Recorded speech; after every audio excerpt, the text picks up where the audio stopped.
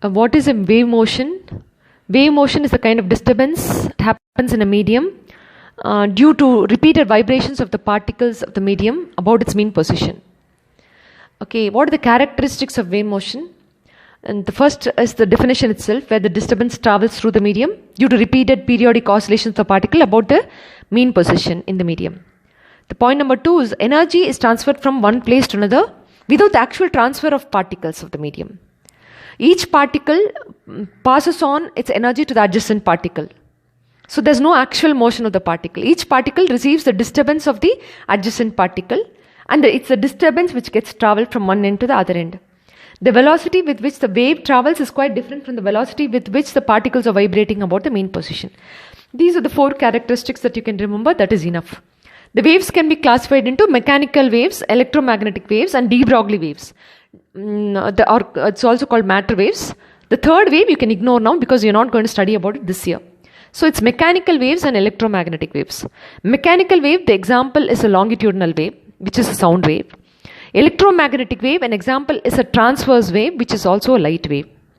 So mechanical wave is nothing but longitudinal wave, which is a sound wave. An electromagnetic wave is a transverse wave, which is a light wave.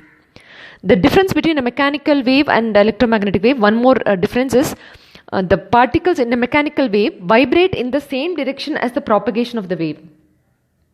It vibrates to and fro about the mean position in a longitudinal wave. Whereas in the case, that is a longitudinal wave. Transverse wave, the vibrations happen in all directions perpendicular to the propagation of the wave.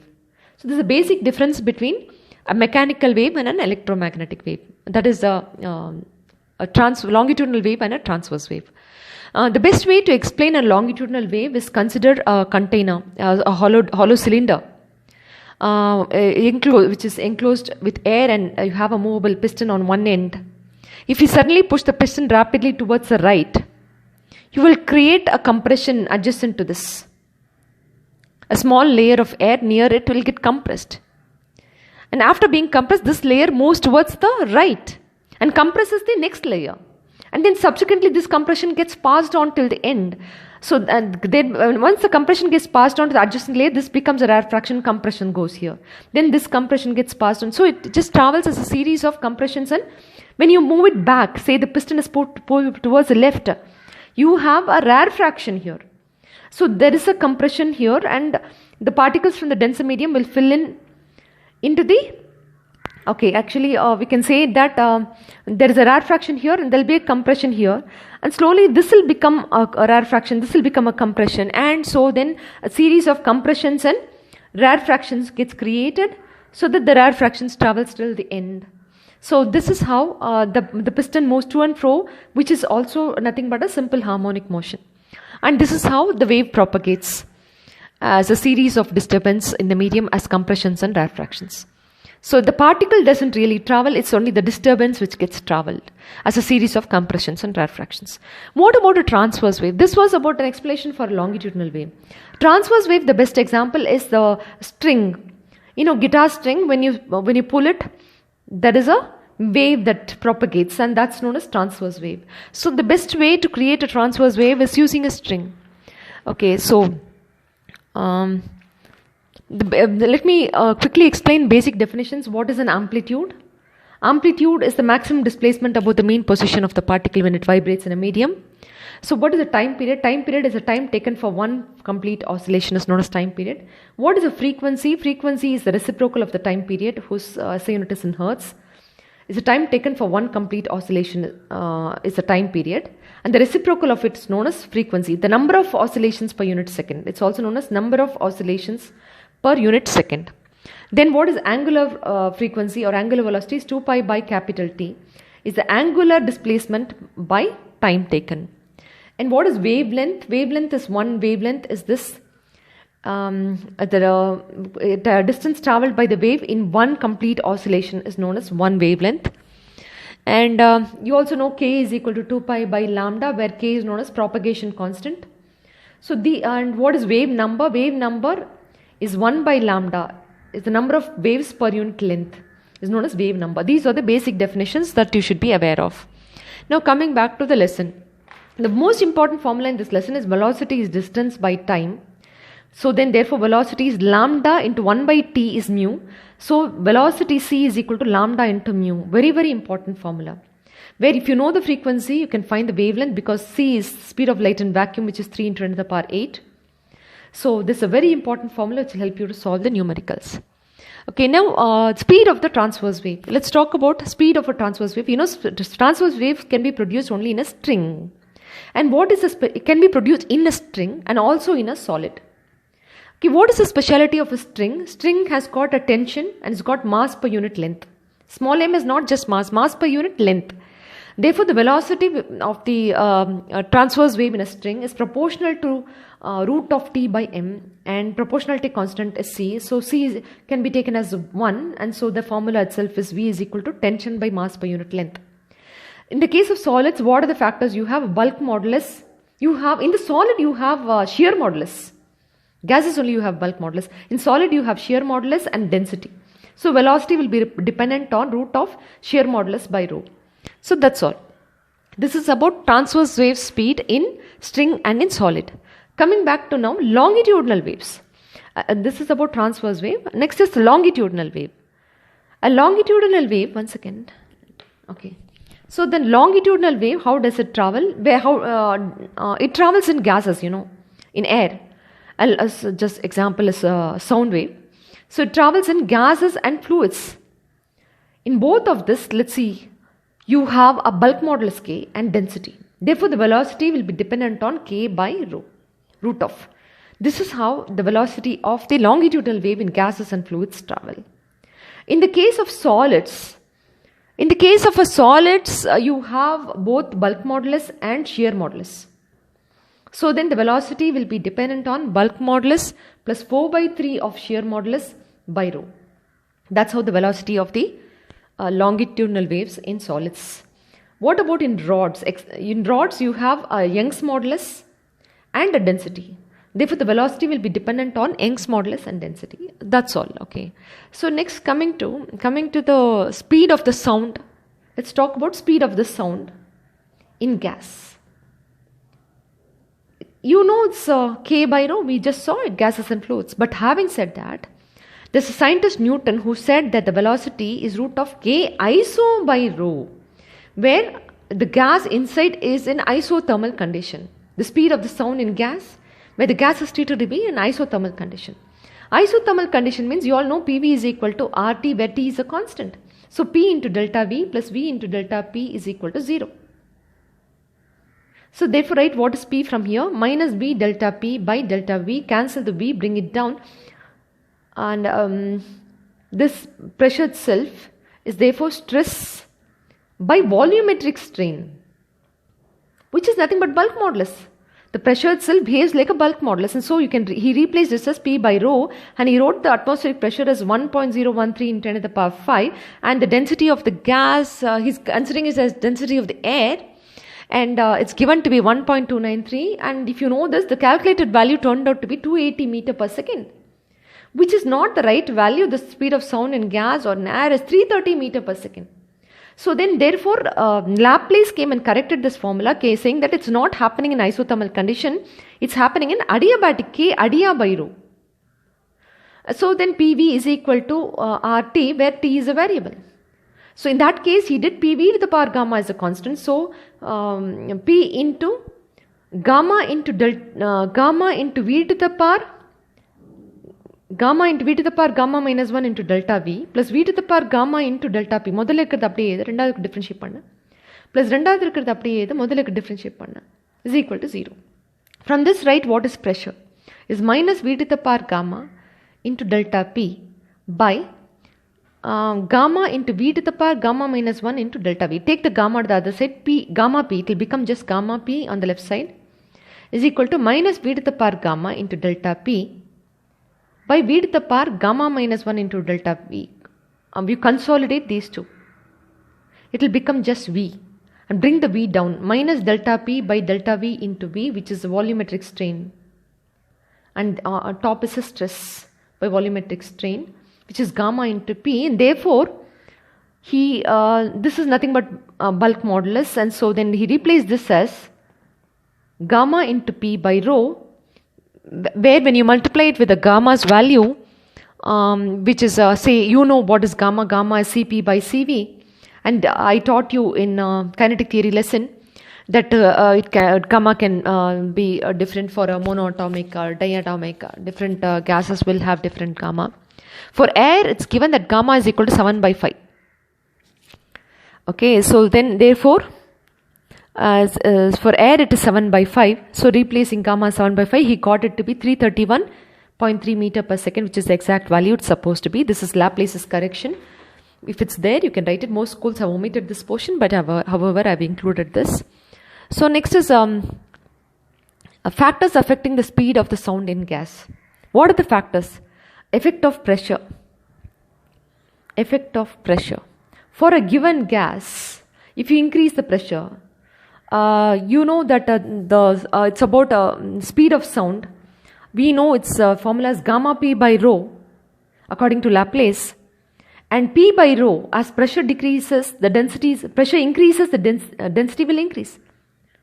You're going to compress it. Pressure increases, density also proportionately increases. So P by rho will proportionately increase. Therefore, velocity will remain a constant. It is independent of pressure for a given gas. Point number 1. Next is effect on density. Effect on density, you see we're going to do it for two different gases, having density rho 1 and other is density rho 2. You have a piston here and you know that V1 will be root of gamma, considering that they are having two different densities and the pressures are the same. They are succumbing it to same pressure. So it's gamma p by rho 1. V2 will be gamma p by rho 2. So then therefore V1 by V2 will be equal to root of rho 2 by rho 1. Therefore it's inversely proportional square root of density. That's the effect of speed with density. Then with humidity.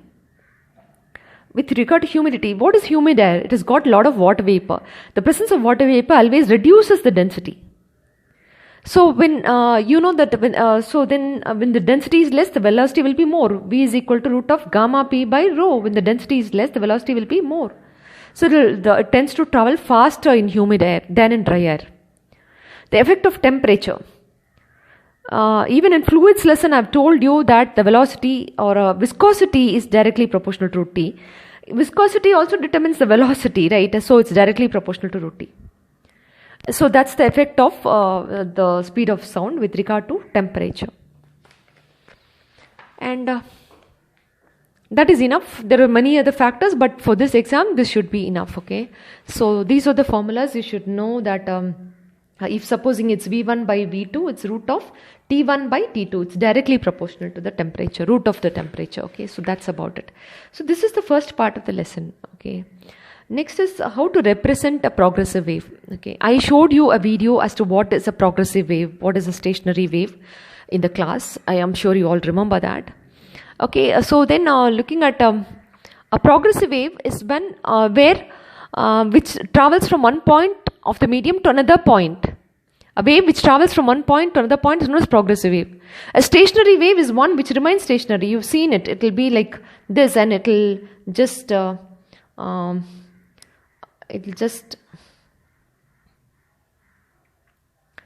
keep moving around like this.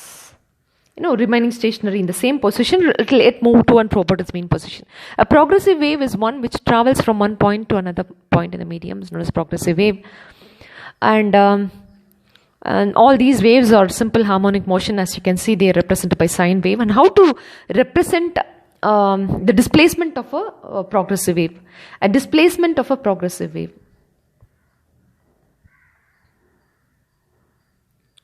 A progressive wave is simply represented like this. As you can see, it's one full wave. It's traveling in this direction with a velocity v.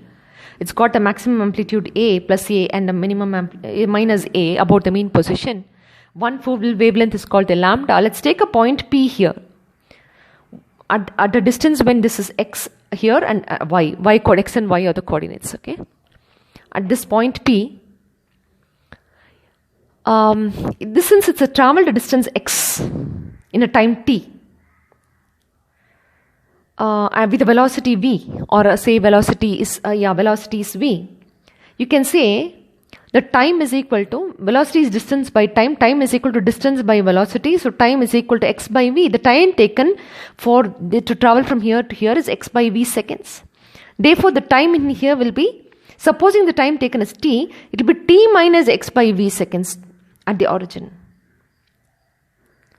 At the origin, the particle's time would be t minus x by v.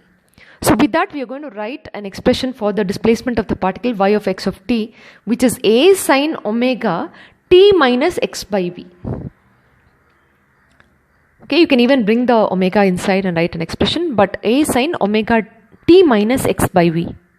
So bring it in. So a sine omega t minus omega x by v. And you know, k is equal to 2 pi by lambda.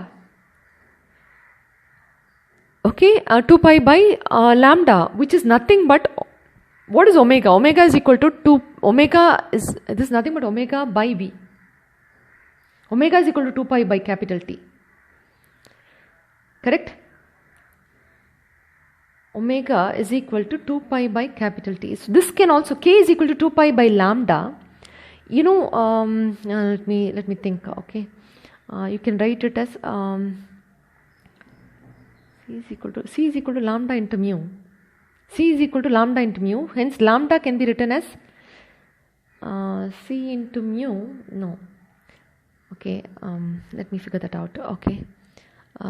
K is equal to omega. You should know that omega by v itself is 2 pi by capital T, which will become 2 pi nu by velocity, and mu by v itself is nothing but 1 by lambda, so 2 pi by lambda.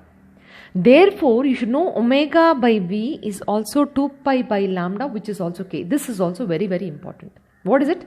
Omega by v is 2 pi by capital T, which is nothing but 2 pi into nu by velocity, and this itself is 1 by lambda, so 2 pi by lambda, which is nothing but your k. This is also very important. You should know this. So therefore, this omega by v itself is 2 pi by lambda. So a into sine of omega t minus 2 pi by lambda into x, which is a into sine of omega t minus k into x, where k is the propagation constant. Therefore, this becomes the final expression y of xt. This is a sine omega t minus kx. You can write omega as 2 pi by lambda and k as 2 pi by lambda and omega as 2 pi by capital T, or 2 pi into mu, and take the 2 pi out. You can take the 2 pi completely out, and you can write an expression for that. You can refine it, t by capital T minus x by lambda. You can write different expressions like this. So because and you can write 1 by t itself is mu, so you can replace it as mu. Okay, so this is about representing the displacement of a progressive wave, which is y is equal to a sine omega t minus kx. That's all. What is the phase difference? So supposing phase difference is y is equal to a sine omega t minus kx plus phi naught. This phi naught represents the phase difference between two waves. The phase of the harmonic wave is a quantity that gives complete information of the wave at any time and at any position. That's known as the phase of the wave. So then this phi naught represents the phase of the wave. It's very simple. You write it like this and say phi naught is the phase of the wave. Okay. So let's go to next topic that I have to take here is about boundary effects. Boundary effects. Supposing you have a onward pulse like this, a pulse which is going in this direction, hits on a solid boundary and a rigid support. They call it as rigid support. When it hits on the rigid support, it will come back, it progresses. Can you see? It's going to progress and gets closer. And then when it comes back, it's going to come back as a, this is a crest. It's going to come back as a trough.